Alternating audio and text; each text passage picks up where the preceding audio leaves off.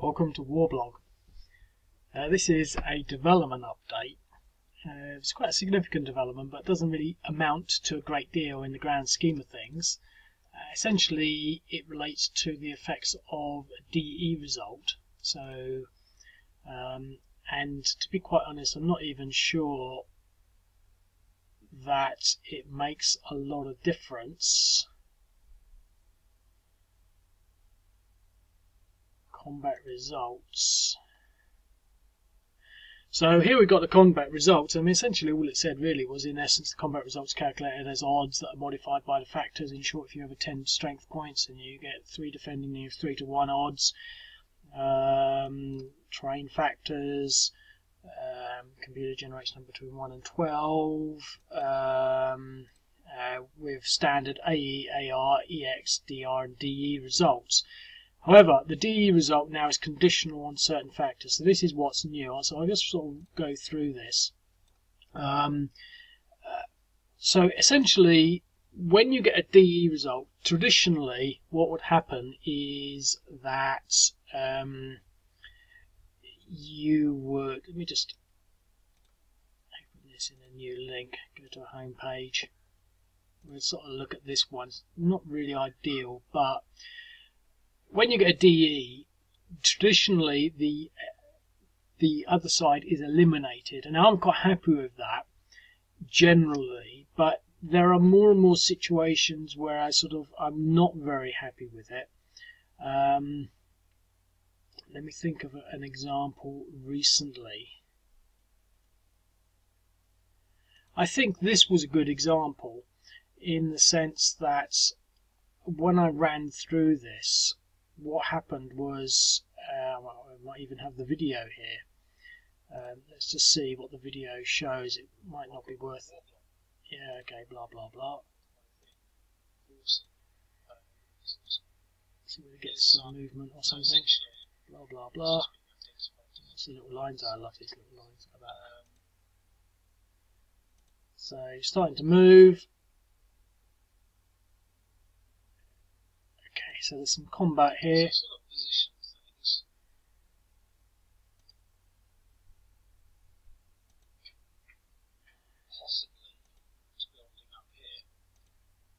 they're going to lose.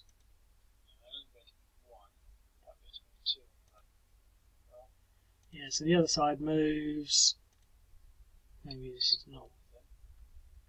So we've got some movement going on here.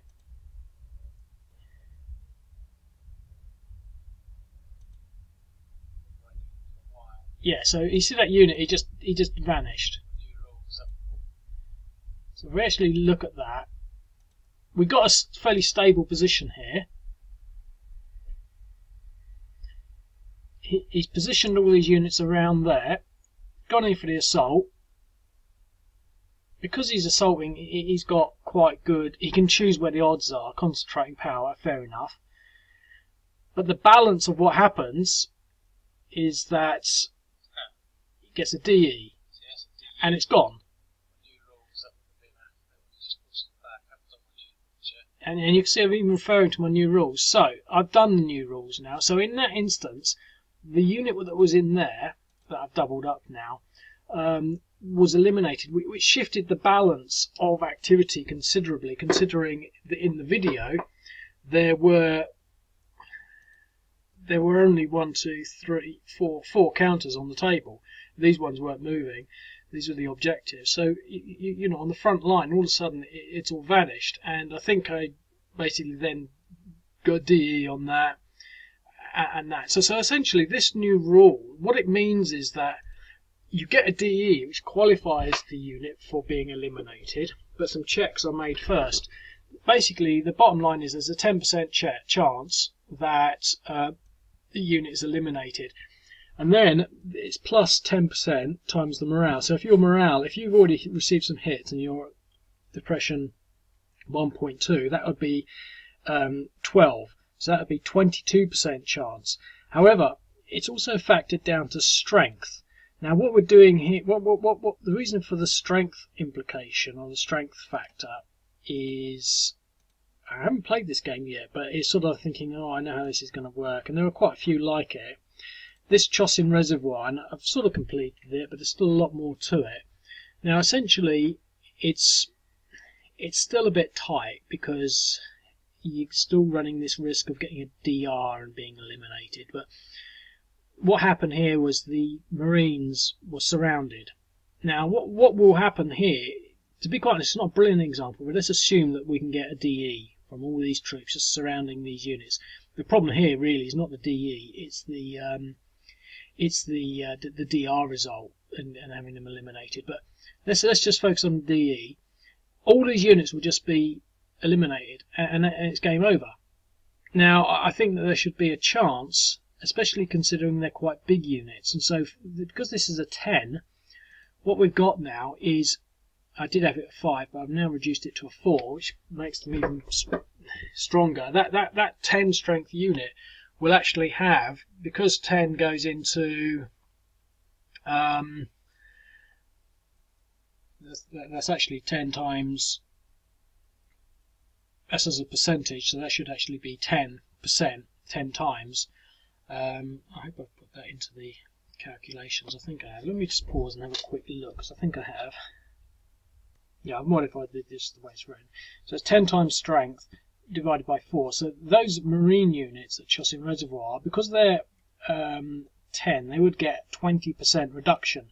So on the first time, they have 10 plus 0, because the morale has not been affected, minus 20. So they would have a minus 10% chance of being eliminated on a DE, which means they wouldn't be eliminated. And one of the main reasons for that, and for all of this, is because the way battle lines are formed, units never have all of their strength on the front line. I mean, this is a battalion, but they've probably only got 1 or 2 companies on the front line with 1 or 2 behind. So any battle result initially would, even a retreat, would only affect the front units, and then they would probably recycle. You know, the 2 front companies would fall back, and the other ones would take their place, and then you'd have another chance.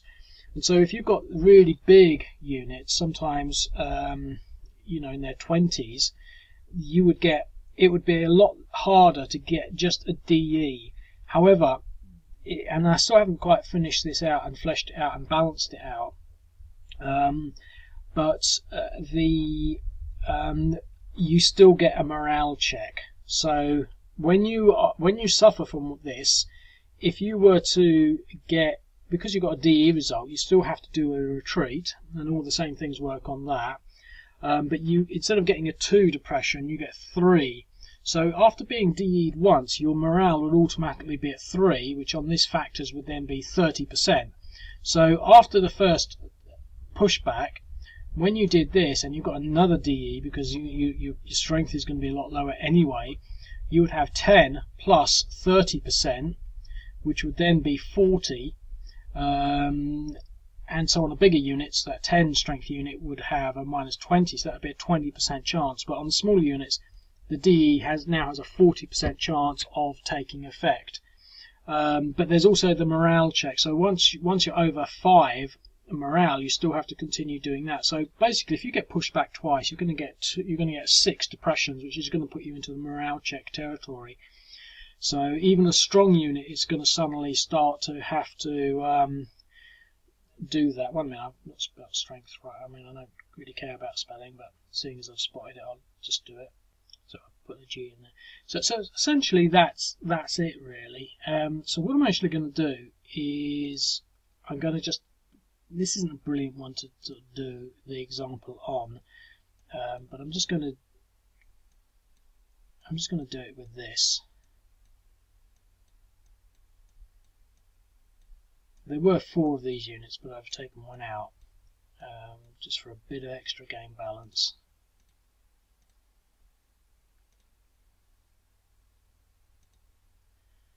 Which is rubbish. They did historically run away.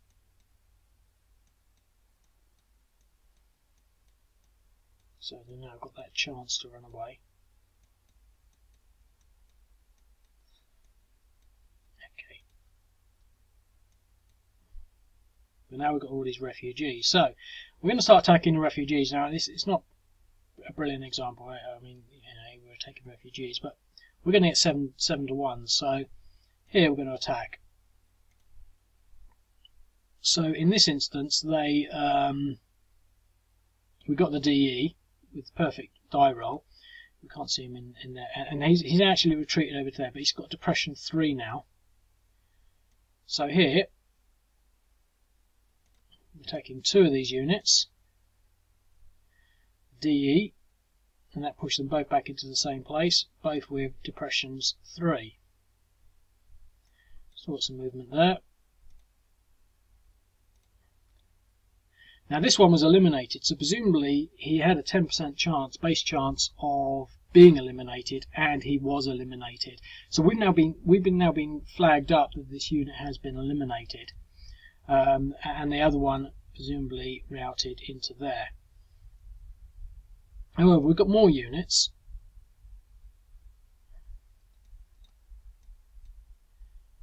So they're both on 3s in there. So again, we're going to attack.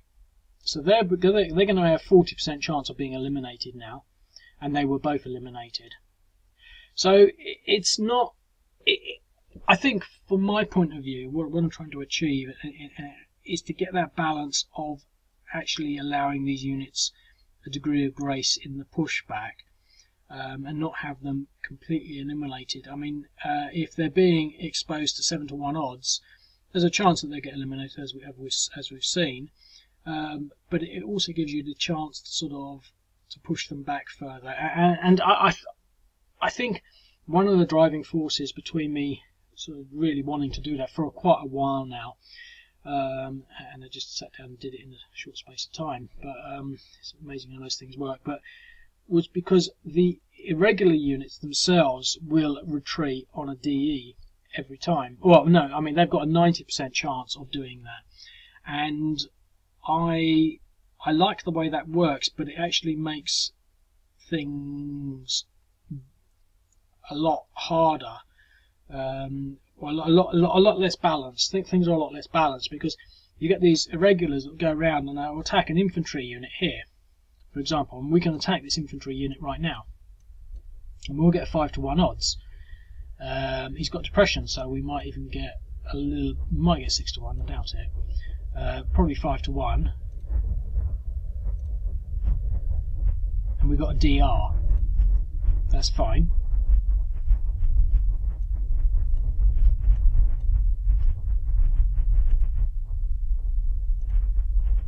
But here we got a DE, and he retreated, but his depressions have gone up to 6 now. So he was at 1 before. We got him a DR, pushed him up to 3. We got a DE with which defaulted to a retreat, pushing him up to 6. So it's not as though he's getting away scot-free. We don't have enough movement there. No movement there.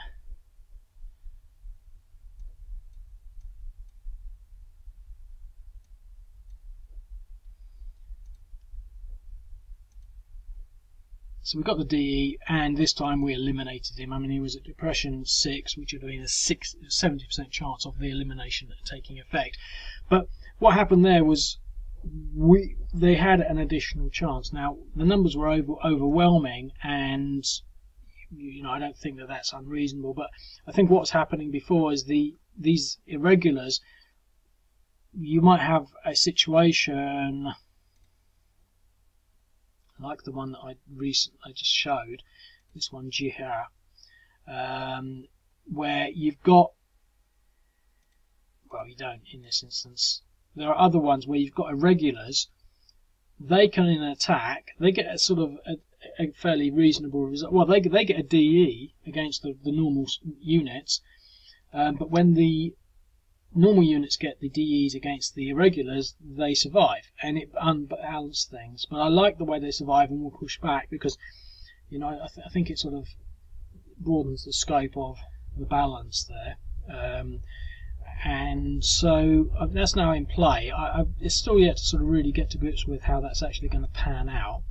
After a few battles. I mean, this might be a reasonable example, but we've got irregulars on both sides. You know, when we've got some mechanised units up there, motorised.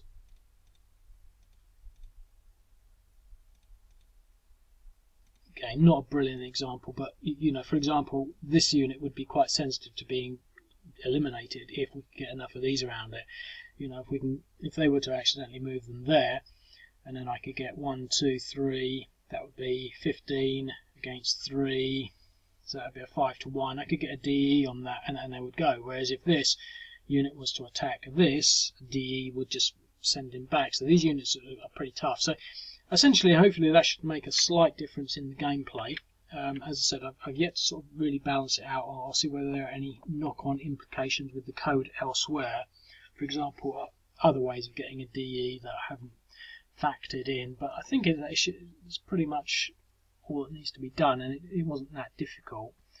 Yeah, so that's it. And I've got lots of other game developments in the pipeline, just getting around to doing them. But that's one significant one that is hardly noticeable, but it's now done.